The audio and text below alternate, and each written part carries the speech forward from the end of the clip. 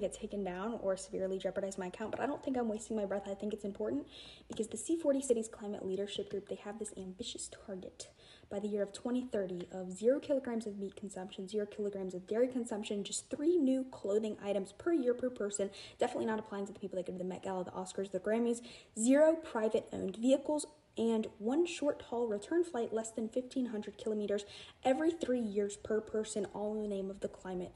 And this dystopia is all laid out in the Future of Urban Consumption in a 1.5 degree world report. So it's not a conspiracy, which C40 Cities released in 2019, and they have re-emphasized it every year since. Michael Bloomberg, he's the leader of the group, and he provides the majority of its funding. And the association, it consists of around 100 cities from around the world. Some of the American cities on this board, they include Austin, Boston, Chicago, Houston, Miami, Los Angeles, New Orleans, New York City, Philadelphia, Phoenix, Portland, San Francisco, Washington, D.C., and Seattle.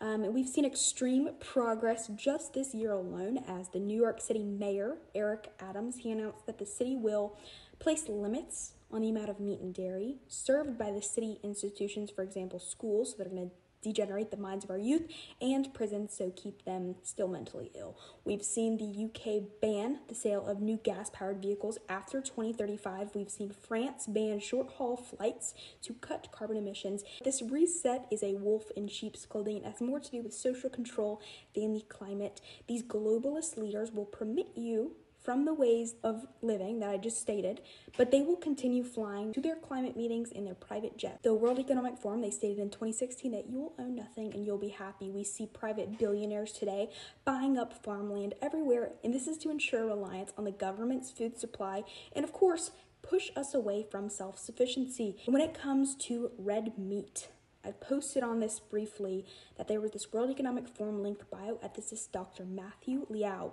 and he has proposed the idea of genetically modifying humans to be allergic to red meat in what we call today as alpha-gal syndrome. And we assume also that it's coming from a tick, okay? He's